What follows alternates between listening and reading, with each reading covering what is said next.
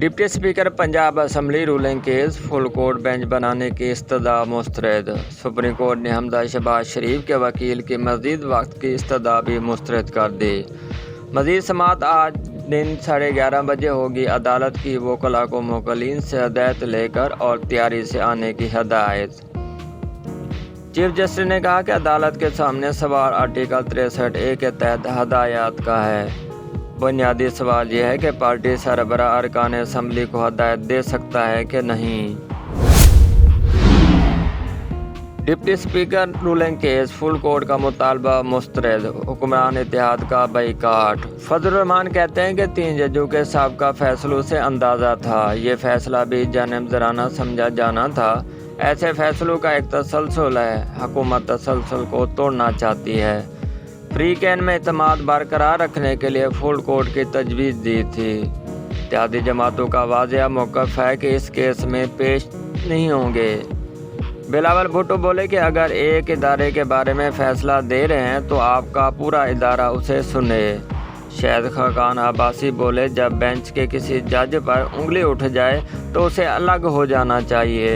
एहसन इकबाल बोले कि कौम की अक्सरियत समझती है कि इन 3 जजों का सियासी मैलान है।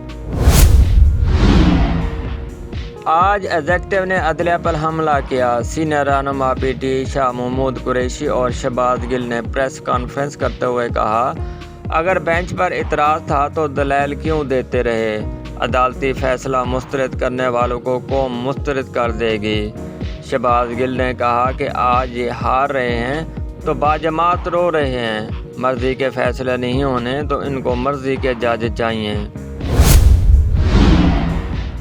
सुप्रीम कोर्ट के 3 रुकनी बेंच में डिप्टी स्पीकर रूलिंग केस की समाअत। चीफ जस्टिस उमर बंदियाल ने कहा कि फुल कोर्ट बेंच पेचीदा मामलात में बनाया जाता है।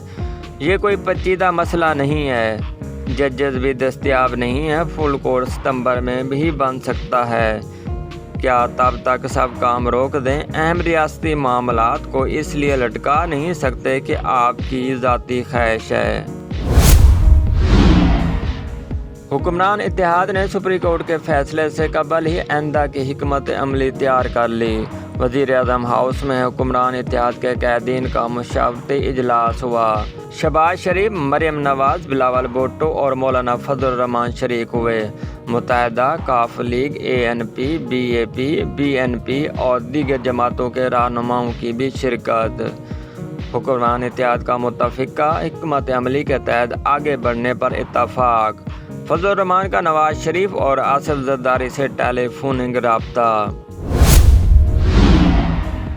जब दलाइल से बात ना बन पाई तो नून लीग हर्जा सराई पे उतर आई। साद रफ़ीक का अदालती फैसले पर नाज़ेबा इशारे वाला ट्वीट। का इक़्तिदार रहे ना रहे, सियासत बचे ना बचे, इंसाफ का दोहरा मियार नामंजूर नामंजूर। नाइंसाफ़ी की भड़कती आग को बुझा कर जियो।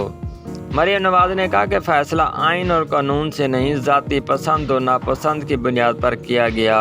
अब कुछ भी कर लें, लोग तो जान गए हैं। यकीन था कि फुल कोर्ट नहीं बनेगा और इंसाफ भी नहीं मिलेगा।